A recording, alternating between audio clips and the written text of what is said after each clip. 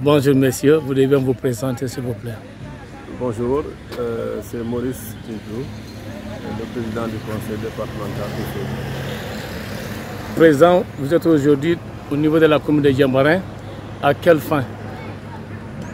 Bien, nous sommes effectivement aujourd'hui dans la commune de Diembéring. C'est dans le cadre d'une tournée que nous avons initiée. Une tournée qui consiste à visiter les 5 communes du département du Sud, juste pour aller dans les établissements, principalement les collèges et les lycées et le centre de formation. Ces établissements qui relèvent de la compétence du conseil départemental.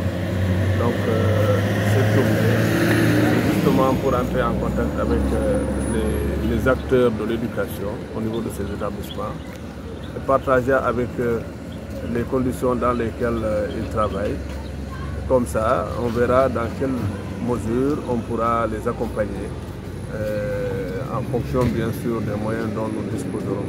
C'est ça. À l'arrivée, donc, quelles sont les mesures que vous avez prises en direction de ces établissements? Il faut d'abord préciser que par la grâce de Dieu, nous avons réussi à visiter tous les établissements, de Diembéring à Cabrousse, en passant par Bokot et bien sûr le Cap Skirring.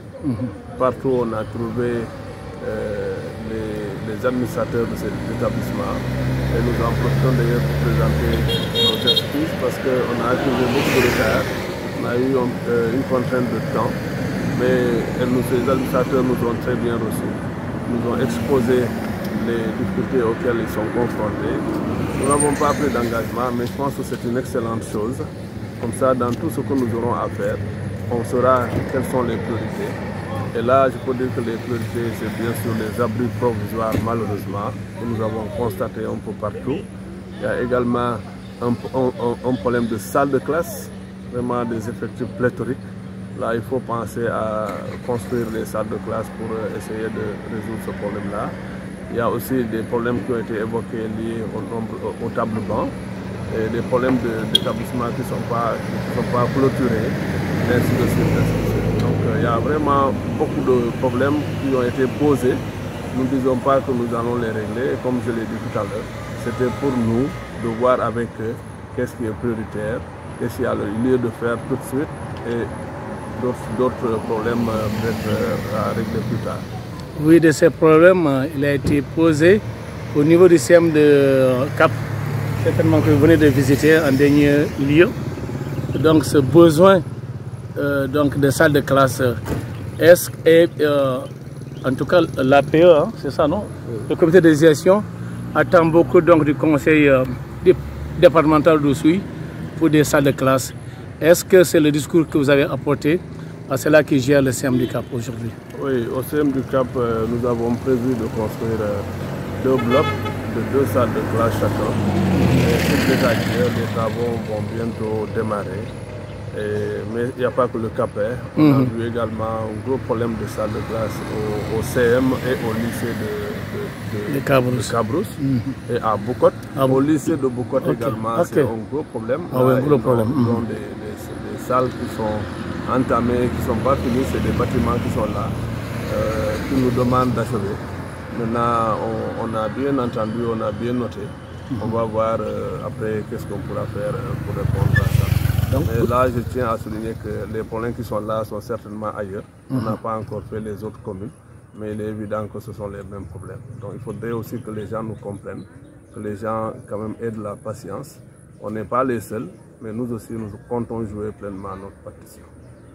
Merci, monsieur le président du conseil départemental. Monsieur Maurice Djedjou, j'ai dit bien.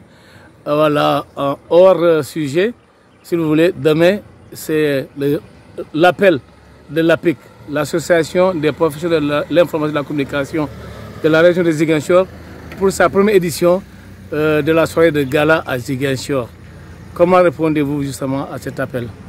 Oui, nous avons reçu une délégation de l'APIC dans nos bureaux. Et on leur a fait comprendre que nous sommes très contents de cette initiative-là parce que si les acteurs de la presse sentent le besoin de s'unir c'est déjà une excellente chose qu'il faut absolument encourager parce que ça permet au moins d'organiser le secteur.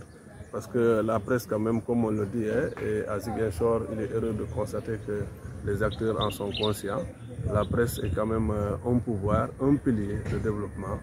Donc tout peut se faire avec vous, comme malheureusement tout peut être raté à cause de vous. Donc si vous êtes ensemble, c'est certainement pour gérer des questions qui vont aller dans le même sens des populations.